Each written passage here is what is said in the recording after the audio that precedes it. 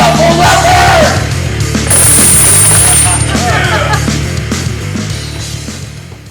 All right, Mr. Starrett, why'd you bring me out here today?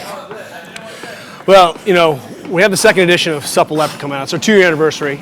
Part Dukes. Part Dukes, that's right. Sup, Duke. And the real truth is that, you know, this equipment has seen a lot of world champions on it, but never a world champion powerlifter on it. And, you know, I think that if we added all the squats together of all the best athletes who've been on this treadmill, they wouldn't total your one-time total. So we felt like we should challenge actually the robustness of your heart. This has actually been an elaborate ruse to test sort of Mark's cardiac sufficiency. Get that knee out, Mark. All right, settle down, everybody. I invented knees out. Just relax. Oh, I know. You know, because sometimes, and I'm going to go to cardiac arrest. I'm going to be cardiac arrested. This is like an intervention. Basically, a couple years ago, we started in 2011 writing the book. You and I were already buddies, right? We'd hung out a little bit. And when he sat me down, he said, "Look, man, I don't know how to put this to you, but you're obese." Well, it was really the back of the neck that was the thing that was kind of. Oh yeah, the chub in the back of the neck. That was freaking me out. But you know what happened is you fixed that. You know, brought your head position, and you just like it looked like you dropped 50 pounds right away. Yeah. People understand that really it's not about how much you lift; it's how you look lifting that matters. Oh, you gotta look good. Right. I mean that's Jack. I mean, so we had a cornhole tournament this weekend. Oh. And Juliet and I were team jacked and tanned. Wow. Just saying. Well, you know, the short is, we started this book in 2011 with really an idea on talking about what we thought were the sort of the tenets and the principles behind best performance, best mechanics. Right. And you know, I had met some big lifters and had some powerlifting friends. I was a guinea pig. But we tested a lot of our theory. And more importantly, tested his theory. What was so good about working with Mark is, you know, to solve problems in real time. This is what powerlifters are doing. And then does this match? Because our whole concept is, look, the system has to integrate with everyone's teaching. And if I'm saying things, you're like, hey, that just doesn't make sense based on the way we've lifted, the way we've trained athletes, then either you have a problem or I have a problem, right? And I think one of the things that's been so great with working with you now for so long is, you know, is refine our thinking. You know, how do we address, you know, the principles in this niche sport? But also one of the things that really has been salient about working with you for me is solving the problems of the bigger athlete. You know, because you know we were forced to really innovate. You know, laying on 2 lacrosse balls, you were like, I don't feel it, and I was like, put this 100-pound ball on your chest on top of the lacrosse balls. And you're like, I feel it. Right. You know, and so I think that's one of the things that really helped us be able to think about scaling our model from, you know, it works for little tiny yogi dancers, but we've got to have a set of tools that look serious for serious athletes. Just in a dip. This is from Mark Bell's Escalade. Yeah. Woo! Yeah, buddy. So bad. There you go. That was the first rain dip of my life. Right here in your gym. Dude, I'm so glad I got it. There's magic in here. Well, I'm not going to say it's magic, but it's not. I agree. I mean, that was impressive. Not bad, huh? Yeah. 200 pounds? 200 pounds of useless? I mean, you did one ring dip. I mean, that's kind of... I've done 5 bar. I bet that, like, blew people's minds. You actually benched, like, 400. You benched, like, 400. I benched, like, 350. I'm not even good at benching. I'm good at none of this. I bring smiles to people's hearts. That's what I'm good at. What do you think of those arms? Can I be honest? Bicep curls. Posing. What do you think one of the things that was going on with me, like, you know, I try to pick my head up because I thought I needed my chest up, my torso up. I need to be upright to do a squat, so I thought I need to be like this. And you kind of taught me to be in here. And then ever since then, every squat, when I pop out of the hole, I don't go, look like I'm throwing up in a toilet. Well, you know, some of the problem is with that. Well, one of the problems is that, you know, you sort of abandoned stretching because it wasn't a good use of your time. Right. It didn't improve your positioning. And, you know, you didn't see results. You're like, I'm just better off, like, dragging a sled or squatting heavy, right? And that was really the problem with the traditional stretching model. The issue is can we catch athletes before they get supremely compromised? Like, if you go back to when we started hanging out the first time, look at some of the videos, like, you are super turtly. Right. And that happens a little bit because you bench 900, you know, and and some of the impacts of having 1,000 pounds on your back forces your body to become stiff. And if you never had, just say even 500 pounds on your back, you were there the first time I squatted 5, and I had a headache, and my eyes were bleeding, and I was like, I'm gonna get in trouble with my wife because of my eyes. And that was amazing. Right? And really, I think you can't understand sort of the compromises on the body tissues of some of our strength athletes until you've done it a little bit. But also, you had just continued to work, and your body continued to adapt to what it was to be a power athlete. And you ended up with sort of a movement pattern that was the only way you could move, and you were still moving huge weights. Right. I mean, that's really impressive. If I go into your Instagram account, or I go to howmuchyoubench.net, recently I saw you just squatting like 500 in reps for like high rep, very deep, and I was like, holy crap, who the heck is that guy? Like narrow stance. Right. It's really amazing to see how you can totally remodeled your mechanics and positioning. And some of that is, hey, we've got to back the athlete out of the hole and start to give them a template so we can make small changes over time, which do improve your technique. Some of the things you said years ago, about how some people don't even get to below parallel just because they're, sitting at their desk at work, they're doing A, B, and C during the day, and because they don't train, they're never getting below parallel. So a lot of times I'll just use my training as like, I just want my hips to go below parallel for the day. I'm not as concerned with the weight. I'm concerned more with the movement. I want to move well. I want to feel good. And yeah, of course, I want to get stronger and look better. So I'll push the envelope a little bit. I mean, Go until it hurts, and then once it hurts, do a couple more. You only start counting when there's pain. I think you can get a big breath. Those are the only sets that count. Bigger. See, I would even toy with, you're spending a lot of time on the bottom, getting all tight. Yeah. Your breath window is tiny. Could you get a breath at the top? Breath window. Hashtag. Rush Circle so C. Bad. I see you. I saw you really good, and then you were organized, and then you literally just pulled fast. Yeah. Take a big breath. Juliet. Just see if you can do it at the top. Yeah. Breath window. Write that down. How many times? 3. I don't, but you should. I think we have. Yeah. Just do a bunch of variations. There you go, Mike. Easy. There you go. How's that for a breath window? I was trying. It's hard with straps too. And I had to think. But I got deeper. Almost started. That's good. Let me start. You get the belt. Are we starting together? Yeah.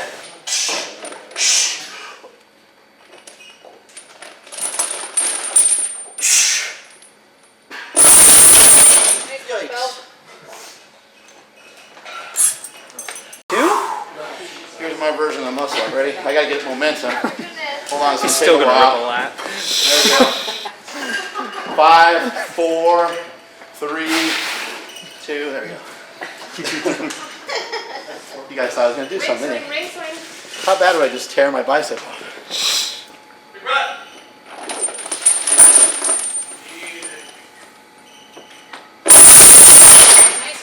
I didn't get it. Can you go again? Come on! Go now.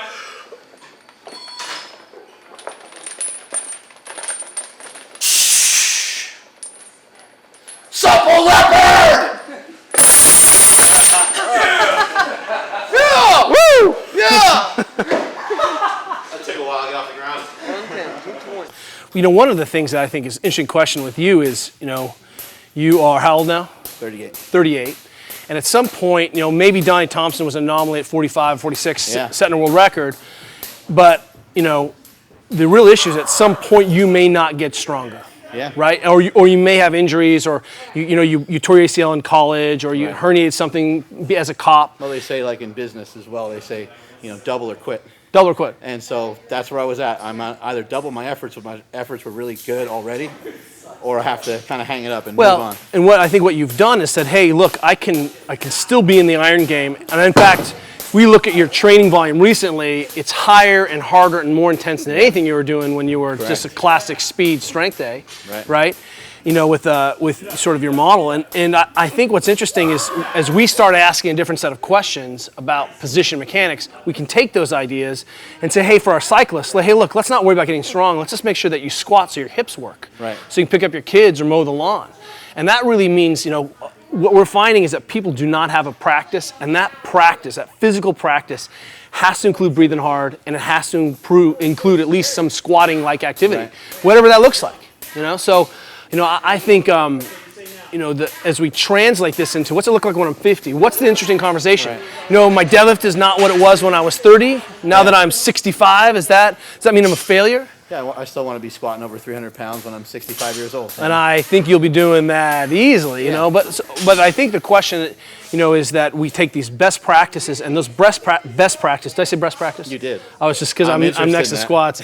Is that those practices don't change and are completely scalable, Right. and they have to. The same thing is the same cues I'm giving my daughter about her basic squatting pattern with air squats is the same thing I should be going all the way up. And and the key to also having you back in, filming again, like we look different, we're moving different, we understand a lot more, and really the benefit of working with coaches and having a long-term relationship with those coaches is that everyone knows each other, right. and you can really see how these data points look and track over months and years. And that's, I love coming in and working with a single athlete a single time and solving a problem, like we did with you.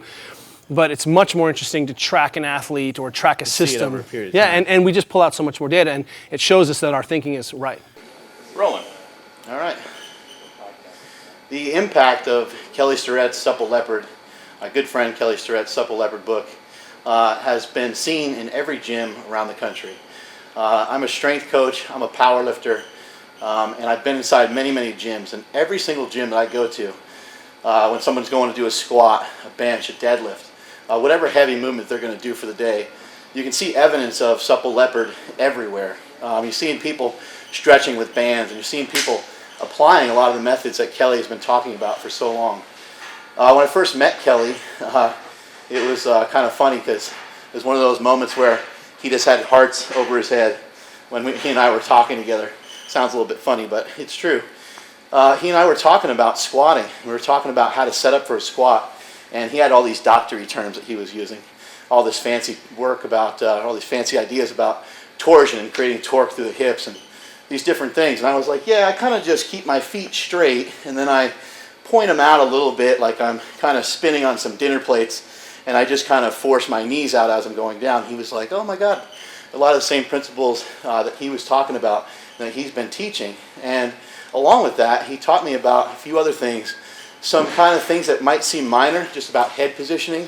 My squat went from a 942 squat to a 1080 squat. The 942 squat at 275 was about third in the world at that time, and the 1080 squat was number one. So it made a huge impact on somebody like myself who was already coming from a professional background, somebody that has been lifting for 20 years. I could not ever solve the riddle, and no other coach could either, of me bending over in a squat.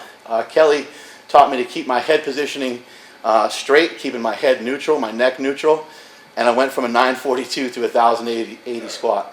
Even though he's not a professional power lifter, he knows about human movement more so than anybody else I've ever met. And I can highly recommend that you pick up Supple Leopard yourself. The end. Boom! Yeah, that was good. That's it? Yeah, thank you so much. Yeah. My name's Silent Mike. I'm a powerlifter from Northern California, Super Training Gym with Mark Bell. I'm lucky enough to come up in a generation of powerlifters that are more aware of their bodies and more aware of prehab and rehab stuff, and that's 100% because of Kelly Starrett and Supple Leopard. My mentors are Jesse Burdick and Mark Bell, who are good friends with Kelly. And before I got to the point in my career where I hurt myself, I'm banged up, I have impingements everywhere, torn muscles, messed up knees, they taught me how to properly warm up, properly stand, posture, properly lift, all through the guidance of Kelly and the Supple Leopard to allow me to have a longer career and a safer career. Right on. Easy enough? Yeah, man. Yeah. Sweet. Love it. Thank you.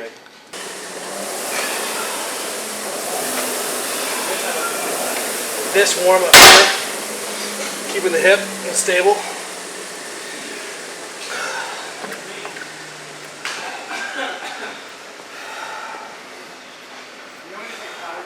Number one.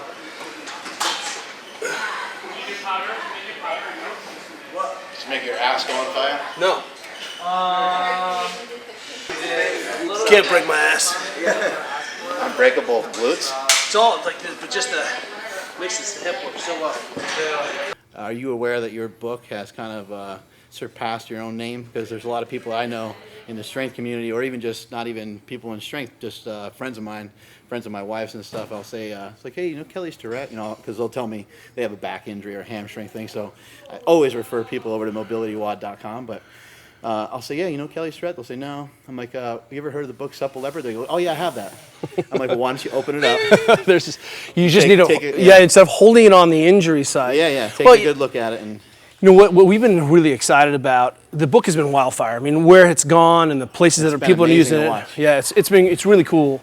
And what we found is that if we give the tools to the athletes and the principles to the athletes and coaches, they'll figure out how to plug it in. And you want them to be able to like kind of fix their own, scratch their own itch type. Well, that not only that, but also you know when to put it in your squat cycle. Right. You know how to work it into your day, in the training plan. And so I think some of the mistakes that people have had is they're like, here's our program. Oh, it doesn't match with your program. Right. Your program is not good. And what we've done is basically said, here are the things you need to be able to do.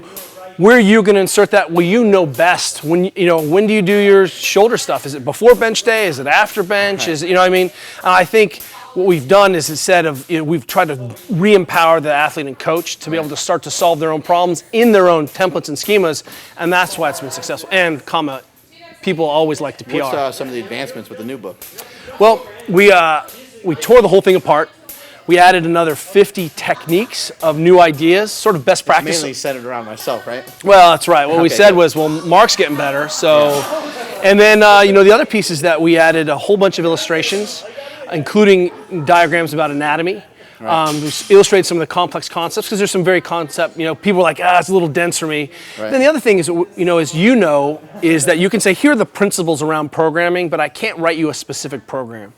And we realized that people really needed was some basic templates and some recipes, and we have really good recipes. Now, it may not be a 100% capture everyone with that recipe, but it gives people a starting place. It says here's these 4 or 5 things to do. Yeah, hey, if you have shoulder impingement, think these things first, right? And I think that'll help people get waypoints. That'll help a ton, because that's always kind of my question to you is, you know the body a lot better than I do, and even though you're trying to educate me on hey, no, you know your body better than I understand it.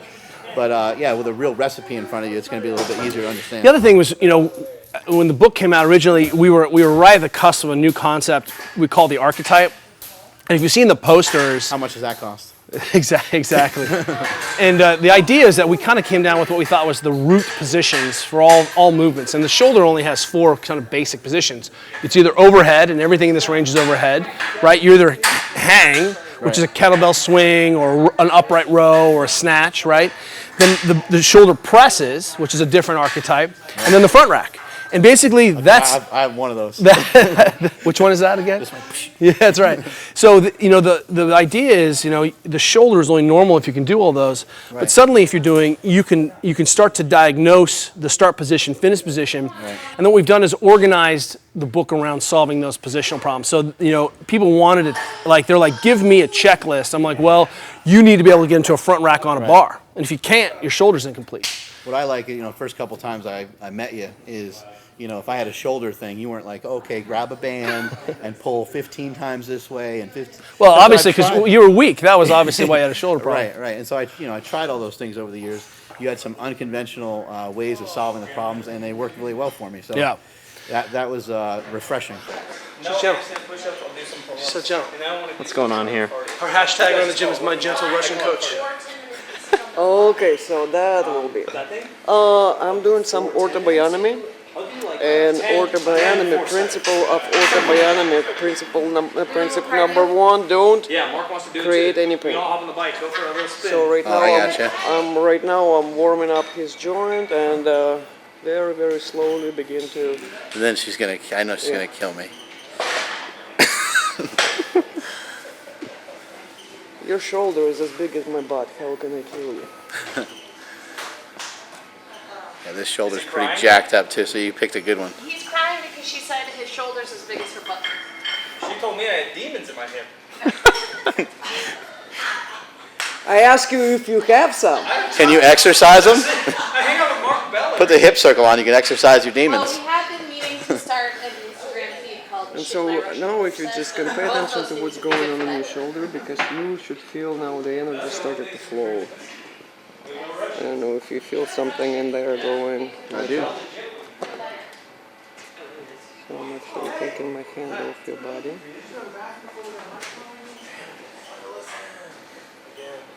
You really want the mic on?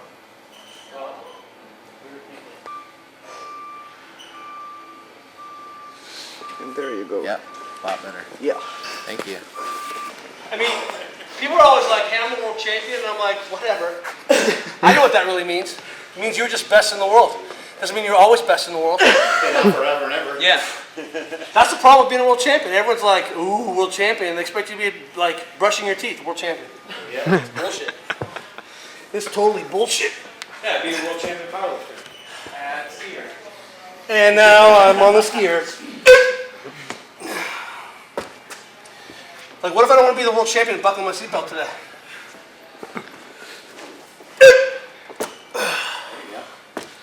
I think you need to tuck your shirt in a little bit. No.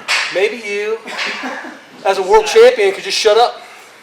You're not the world champion tucking my shirt in. And I'm the world champion at everything, baby. You do this exercise with single on. Singlet. Like floor.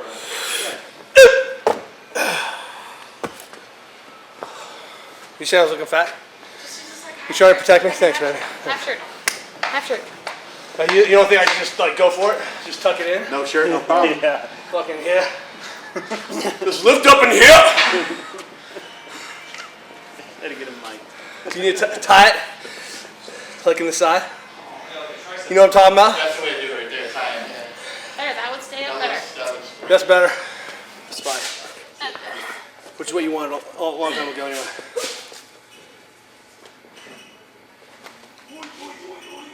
Nice. Do one more. That was good. Like water shot up my eyeball. Yeah. Yeah.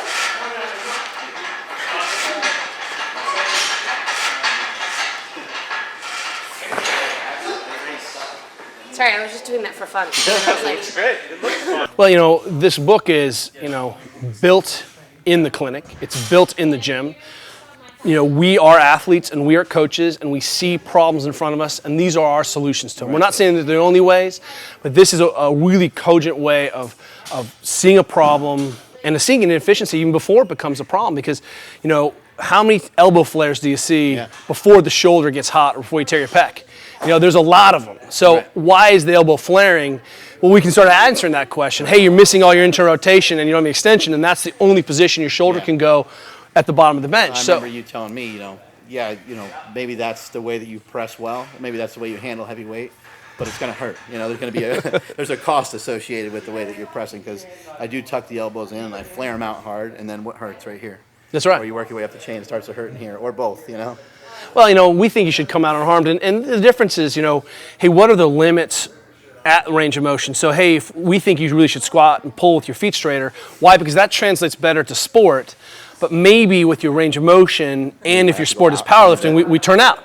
Right. So okay, well, in powerlifting and Olympic lifting, maybe that doesn't matter. But at least now we have a diagnostic say, hey, there's room to be gained or there's efficiency to be gained. And I think that's what we're seeing. Having you come down, you deadlifted for us 3 years ago. I think you set the all-time record in the parking lot. And then, I'm not Parking lot of dreams. I'm not going to say you hit the all-time record today, but, Maybe got close. You hit the all-time record for a guy in a red tank top named Mark Bell. Wearing a sweatshirt. At least, for this moment today. Well, one thing you said to me a couple years back that still still blows me away is you said the human body should be pain-free. And I remember hearing that in a seminar, and I'm like, okay, maybe like right here. No, not really right there. I was trying to figure out like what part of my body's not pain-free. But anyway, you always had a profound effect on my training and me in the business world as well, and just as a person, as a coach, and I appreciate it. And I'm glad you invited us up today to work on book number 2. The real question is, where are we going next? I think it could be elite treadmill running. You mean you and I? Yeah, we're like a tag team. Like we just forget about our wives and this is it. we run off into the sunset? Or on the treadmill. Okay. Mark Bell. Thank you so much. It's When's pleasure. the book come out? May 19th, is that Jay? It drops May 19th. Let's get the brains in here real quick. Just tell them when it's coming out. it'll be out in stores on May 19th. Thank you very much, Juliet Starrett. We're out. which we've been able to achieve with this miraculous You technology. trying to sell me? Well, I mean, frankly, how am I going to ever be as awesome without you around all the time? That's true. So we tried to take that awesomeness. In fact, we developed this weird press where we put Mark under like 1,000 pounds, and it just squashed out this juice. And then we were able to trap that juice. Smelly juice? Yeah, like smelly juice. And we were able to kind of take that essence and run it through the presses, and every page of this book is just imbued with fucking awesomeness. Do you ever realize that I never know what you're talking about, but I'm going to go do it anyway?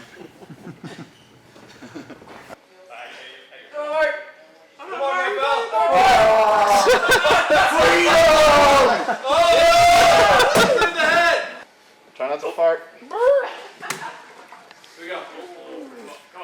One. Oh, it's touching the hair. Get it There you go. Yeah. Oh, I saw clearance. I saw clearance. 3 seconds. My arms are too short. It's touching the fro there.